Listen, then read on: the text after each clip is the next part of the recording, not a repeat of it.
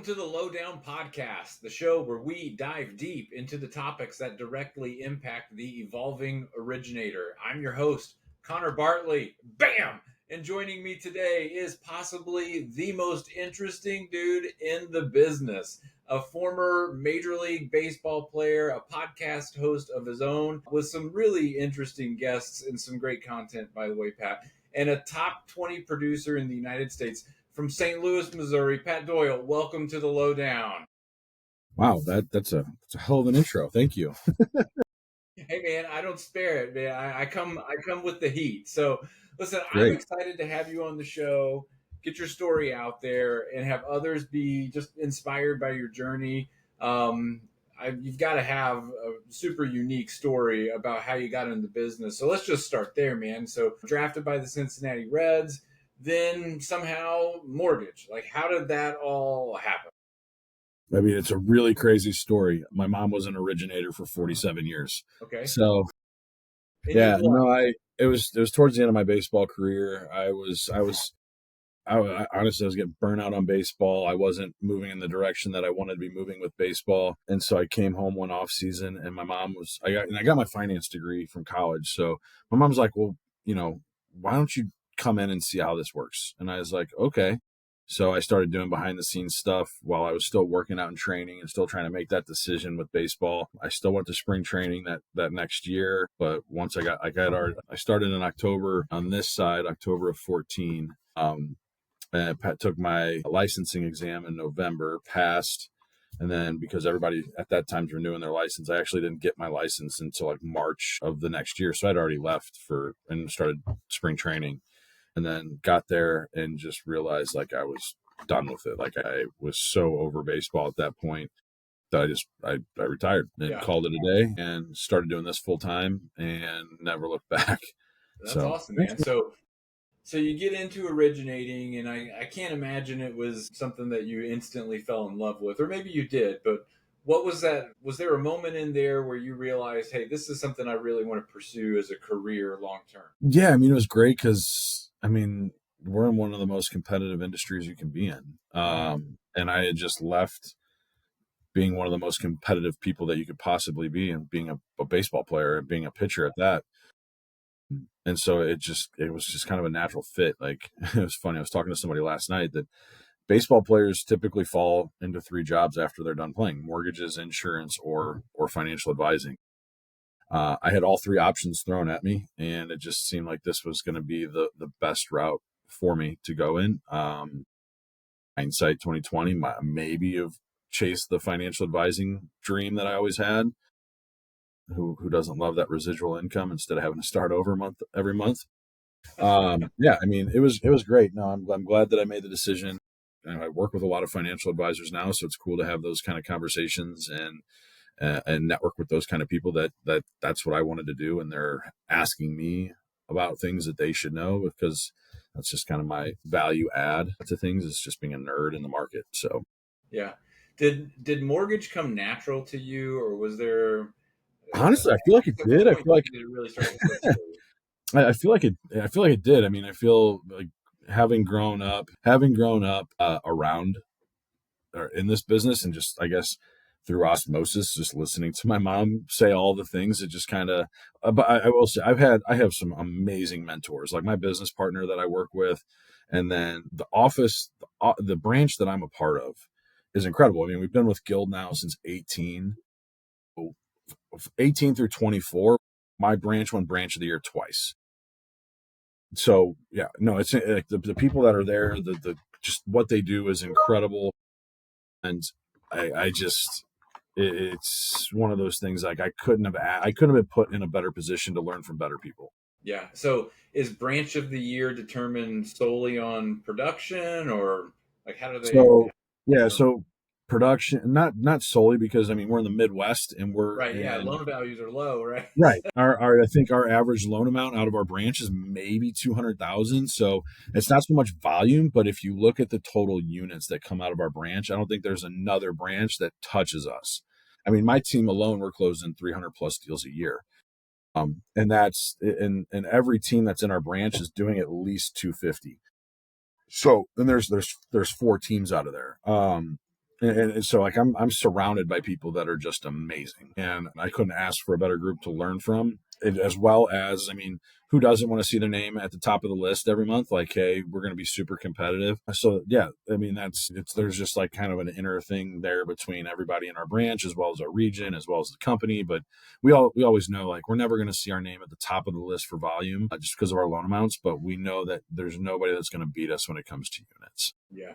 Do you feel like being in that environment, like getting started in that environment, that's got to be an advantage for you, right? I mean, Like, it used to kind of like, it used to make me mad, like, oh, you're just successful because your mom turned over a business. I'm like, my mom was 70 years old when I jumped into this thing. Like, either the real estate agents were dead or retired when I got into right. this. So like, it's not like, but I will say her name did open doors that probably wouldn't have been opened if she hadn't been in there. But it was on me to build those relationships, and I feel like that's kind of been where I've succeeded at, is the relationship building aspect of this business. I mean, it's probably, it is my favorite part of what we do. I mean, let's be real, who likes sitting down, working up numbers and calculating income and all of that and all Right. that stuff? Like, I like building the relationships. I like having those conversations with the clients, and I like client facing stuff. I don't like the behind the scenes stuff. And that's why I have a team that helps me with that, because I know what I'm good at. I have a team behind me that's good at other things, and I like to pass that stuff on so I can focus on the things that I'm good at. Yeah, absolutely, man.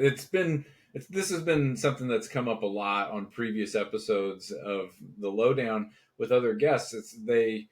There's something magical, if you will, about getting your start in a highly productive environment. You know, there's a lot of branches in the country that maybe between six loan officers fund 20 million a year, and the top, LO in the branch is doing maybe 10 or 12 million. There's a lot of stories like that out there, but when you go into an environment where the bottom producer is doing 15 million and the standard is that much higher for everyone, just getting started in that culture, I do think really helps a young loan officer get off to a fast start.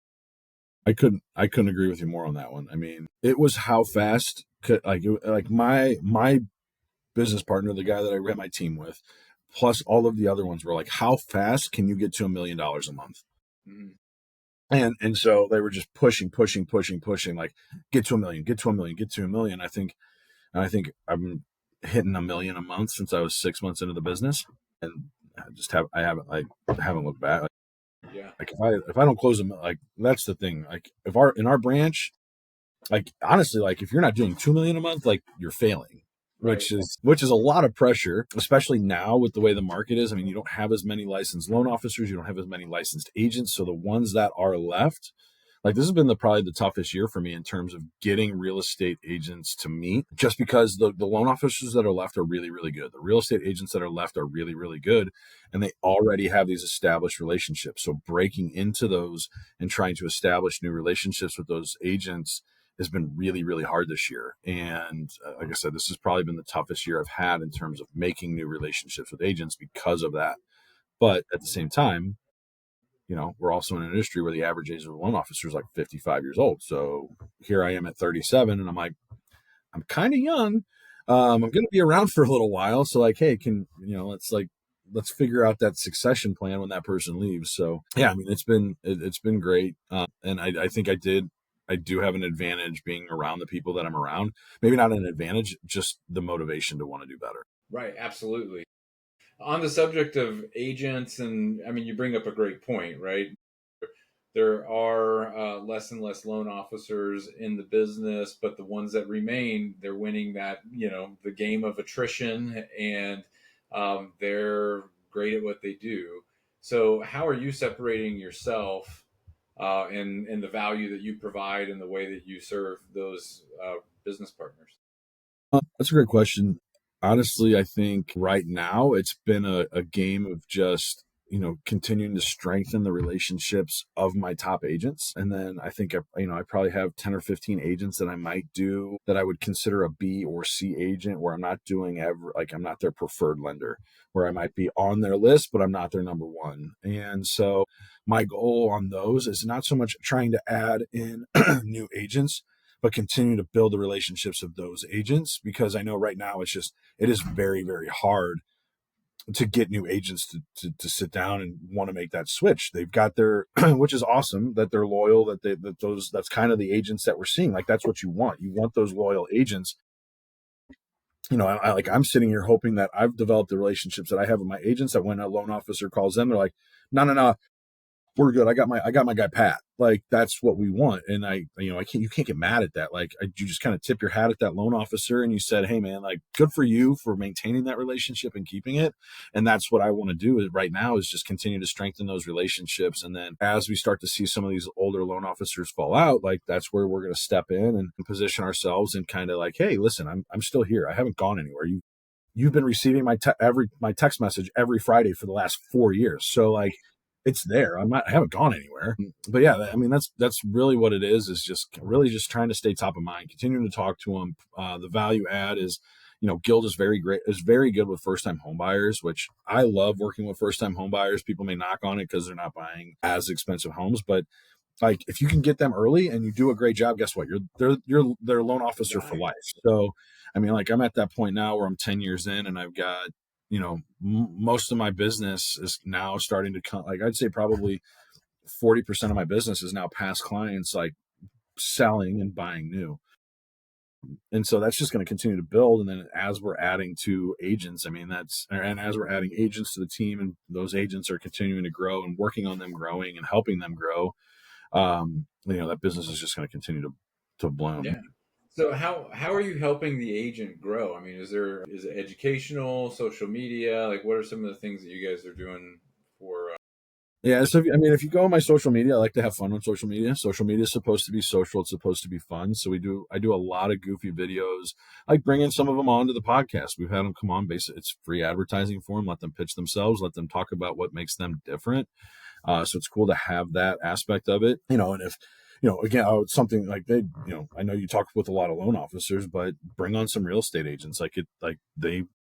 Agents love to talk about themselves. So Right. let them come on and let them talk about themselves. But no, I mean, just through, like, I'm there. Like, if you were to ask any agent that I work with, they're like, if I reach out to Pat, I know he's going to respond. And I know that if Pat pre-approves somebody, it's going to close. And that's the biggest thing is, the more efficient that we are in our processes, the quicker that we can get things turned around. Like, that's just putting more money in their pocket. Like, being able to, I had a closing this morning. I got the contract 13 days ago. Not being through underwriting. I mean, I lied to the listing agent. She's like, "Oh, has this been through underwriting?" I'm like, "Oh yeah, totally been through underwriting." It hadn't been through underwriting. I don't do that. It takes too long. If you're people right now, you need pre-approval, they need it quick. So, quick pre-approvals, but in a way that's still informing the client, still doing consultations. Like, every time I do a consultation, the process that I go through, I'm always like, hey, make sure, like, hey, was this helpful? Was this informative? Absolutely. Like, this was amazing. Like, all right, well, make sure you go back and thank your real estate agent for connecting you, because not every loan officer does this. And this is just something that I do. So again, continue to give that praise back to that agent, which also, when they go back, like, thank you for connecting with Pat. He did this consultation. It was amazing. Like, I'm so informed. I'm so ready to buy. And that just helps them in terms of, one, saving time on the people that aren't serious versus, two, these people are well informed, well prepared. Most, from what I've learned, the people that go through the process and do it and take their time are going to have a better experience, which better experience leads to more referrals from them. Plus, everybody who doesn't want a 5-star review, like, you're always like, listen, I want to give you 5-star service. This is what I'm going to do. This is how I do it. And I hope this, but everybody I talk to gets a loan consultation, whether it's through, like, for purchasing or credit repair or how to plan for future purchases. That's something that I do with every single person that's referred to me, and the agents love it. Yeah, I love the approach. I mean, essentially, you're making the realtor the hero every step of the way. Absolutely. Even though you're doing, the heavy lifting, and at times you're giving the credit back. And when you do good, it makes them look good. And Absolutely. when they I'm look I'm good, part of their team. I'm yeah, I'm my, 100%. my, I'm, I'm part of their team. I love that. So, working with first time home buyers, I would imagine you've had some interactions or some clients that just hit you in the heart, right? Like that were just these amazing stories. Can you tell a story of one client that really meant something to you? I mean, and it's not even just first time homebuyers, but like where I'm at is a very blue collar. We're a very hardworking community. Not to knock them, but they're not so much aware of credit. They're not so much aware of, Sure. saving money, things like that. But I mean, getting people into a home that don't think that they could ever purchase a home, and they're just calling out, like they talk to a friend that's a real estate agent, like, oh, we'll call Pat, talk to Pat, he's going to be able to tell you, and then getting them into a house. There's no greater feeling than sitting there at the closing table with them. And after, they're just like, I never thought this was possible. Like, whether people want to agree with me or not, owning a home is still part of that American dream. And I'm just here to help fund that and make it an easy experience for everybody that does it. And, the people that I work with in the area that we're working in, a lot of those people don't necessarily think that they can get to that, and they're shocked when they find out, like, oh yeah, no, like, you're good, I can get you pre-approved for way more than what you're comfortable with, but you mentioned only wanting a monthly payment of this, so this is probably where you should stick to in a price. And getting them through that process, getting them closed, and like there's no better feeling than that. And it's cool because I get those, the next thing you know, like, I've got their friends and I've got their family and I've got everyone else along the line that's tied to that one person, helping them buy a house. I mean, I've got, like, right now I've got clients that are coming back. I've helped buy 3 homes, and I've helped every single one in their family buy homes, and now they're looking to buy, their family's expanding and they're ready to buy another home, which is great because the agent that I originally worked with wasn't an agent of mine. They just happened to work with this agent. So now I have this that I can now refer out to agents, an agent that I work with. And now they're getting a listing that's 300,000, and a purchase that's, upwards of 700,000. That's $1 million in business for that one agent. And, he's pretty pumped about it. And that's Yeah, cool to be able man. to do that. Yeah, that's huge. That's huge. That's the math that I think gets overlooked a lot, right? I mean, there's when you play the long game Right. and you serve and you don't go about things transactionally, but you understand, what's down the road, big payoff later Oh, on, absolutely. and that's what it's all about, man. Well, that's the So, thing, is like, people they call it volume and they call it units. I'm like, families helped. That's how I've helped these many families this year. Like, that's my goal. My goal is to help 100 families. Like, every year is to help at least 100 families. yeah, that's So amazing, man. So, what's next for you? I mean, you've gotten this far. You're clearly being very successful. I don't know how you feel about how you're doing, but I mean, uh, you're doing great. I mean, compared to What's the everyone goal else for in my the future? branch, I Where do you don't want to feel go? that good. But from here, where does it go? Continue to build our team. I've had a lot of conversations with a lot of older loan officers that are trying to figure out how can I still make money on my book of business and phase myself out. And so I've been having a lot of conversations with loan officers of like, hey, would love to take your book of business. Let's figure out how we can create a plan as you start phasing yourself out, but still get you paid and still giving your clients and your agents the same care that they had when you were in the business. So there's been a lot of that. It's in the process of getting to that point where, when That's really things all, smart. yeah. Is that something that you kind of picked up on with because of your mom being in the business and seeing, No, no, she kind of, when she joined and partnered up with Nick, my business partner, she just kind of, like, all of her business at that point just went to Nick. Like I said, I mean, she was at that age where all of her agents were either retired or dead. So, like, her business was already starting to phase out. And so she wanted to fall into a more, stable income heading into retirement. Mhm. And having, a former producer that was doing 25 to 30 million a year as your assistant, like, that makes my job, that Huge. was, getting into the business was the easiest thing for me, because literally all I had to do was go out and meet people and Mhm. get them to send me their business. And then I would do the application, I'd get the docs, and I'd be like, all right, here you go, mom, work your magic. And I would just move on to the next one. And she would issue pre-approvals and all of that stuff. So now, granted, she would teach me, like, hey, this is how it's working. But yeah, that her business just kind of naturally funneled into Nick and I. And now, it's been just conversations just because Nick is at that age where he's ready to start. I mean, he's been doing it for over 30 years now. And I mean, the dude is a wizard. Like, like his brain is a computer. He can just look at something, talk to somebody, and be like, yeah, this is no problem. Like he doesn't need to run it through ADU or LP, and he just know. He's like, yeah, this Seen will it work. all. Yeah, and we'll fit. And if it doesn't, we'll figure out how to get it done. Like he's a mad scientist when it comes to mortgages. So it's been cool to have that. But yeah, it's just through conversations with him, and discussing, like he's like, yo, I want to step back. Like these are how, like, but I still want to get paid. Like I still have leads coming to me. I'm like, all right, well, let's figure out how we set that up and how we structure that. And so that just kind of led into that conversation with him, which has bred conversations with other loan officers that are in the same boat. And so now, like, I've had conversations with three highly are just top producing loan officers, and then I talked with another team that's pretty young, and how we're going to basically merge everything together when the time comes. And so That's really basically, smart.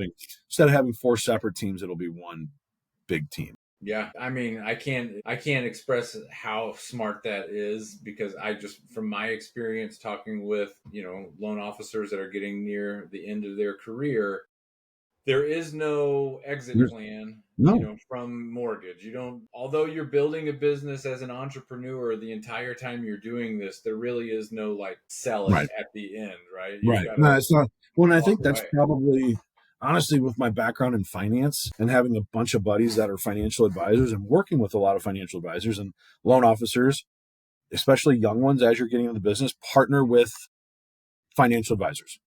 Find five of them. Just find five really good financial advisors and become friends with them. Because one, they're smart as shit when it comes to numbers and math and money. And their clients are usually, like, if you get a referral from them, they're usually top notch. So new loan officers, one piece of advice, if you take anything from this, partner with financial advisors. But yeah, I mean, it's just one of those things that I've learned through them, like how they sell their book of business to another loan officer or another financial advisor at the end, and they're basically just like they're getting they're still getting paid on this stuff. So I'm like, how can we do that at this level, at what we do? And so essentially that's kind of what we've created between Nick and I. And then we're just kind of branching out, like, hey, this is something that might be intriguing to this person and this person. So we've reached out to them. And so now they're on board. And I mean, that's the thing is, if we look at, I mean, in our region alone, I think Guild has 60, I want to say 60 loan officers, licensed loan officers. And I would say of that, 40 of them are over 55 years old.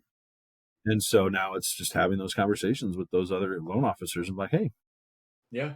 Well, I here's know a lot of those loan officers are at a place where they want to find someone they can trust to take over that business, and that's the struggle, right? Is right, who can I who can I hand it off to that I can trust, that will give the same level of care and the same level of service, and they really do care about that. And so that's, I mean, it's a great approach to take and to have those conversations and see if it's a fit.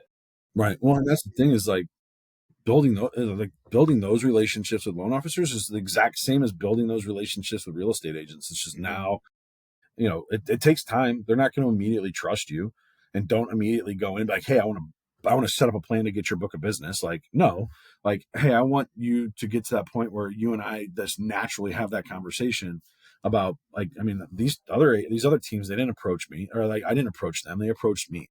Nick and I, like, that was the only team, like that was our team, was the only thing that we talked about in terms of structuring this. These other teams came to me just because I've known them, and they know how I function and how I work, and then they know what my goals are. So they're like, yeah, we would love to figure out a way to make this work to where we're both benefiting. So I'm like, hell yeah, let's fucking do this. Love that, man. Well, so before we go, let's wrap it up, I guess. I mean, is there, if you could sum it up, your best advice to any loan officer out there who's wanting to grow and trying to figure out all that out, what would that look like for them? Ultimately, just provide value, figure out what your value add is, and provide that to agents, financial advisors, insurance agents, just anyone. Like, I don't go out expecting to get business. I don't go out wanting, like, yes, do I want your business? Do I expect it? Absolutely not. But whether I'm going to work, like, even buyers, like, we get shopped all the time. Like, hey, that's fine. Like I lost a deal the other day, but at the same time, I'm like, thanks for the opportunity to let me help you. And I hope that you learned more from me than anyone else that you're going to learn from it, like talk to in this business. And they came back and they're like, absolutely. And who knows? The bank may fuck that up, and I might get that deal back. Who knows? Which is fine. Like I know I'm not for everyone. I know that I'm not going to help it. As long as I'm able to provide value and provide it to agents and provide it to like I said, the people that matter to me, that's all for me. That's all that matters. And as a new loan officer, build those relationships, become friends with the people that you work with. Look, not just real estate agents, but look at financial advisors. Like there's no better referral than a financial advisor. It's already built in trust there. Like the people are trusting those people with their money to get them to retirement. Like that's one of the most trusted relationships right there is if is a financial advisor and a client. And if you can become the trusted referral for a financial advisor, that built-in trust is already there. So meet those financial advisors and insurance agents. Most insurance agents have a book of renters. They want to convert those renters to buyers. So become friends with these insurance agents. Talk to them. State Farm. If you're not working with at least one State Farm agent, like get with a State Farm agent because they do a ton of rental policies. And that's how they kind of build that book is they get a bunch of renters that they eventually convert to buyers. Like, there you go. Build that relationship. And it's a two-way street. You have plenty of chances to refer an insurance agent versus, anything else. Same thing with a financial advisor. It's a little bit harder with agents, but I mean, I usually try to give out at least, 6 or 7 deals a year to agents. Zach, how many, what am I giving you? 3 this year? Yeah. So Zach, the guy I do my podcast with, he's chilling right here. I think I've given him 3, and I think I've got 2 more that I'm about to send over to him. So That's all. Right. So it's just continue to add value to the people that I work with and that I trust. Well, Pat, thanks for joining the lowdown.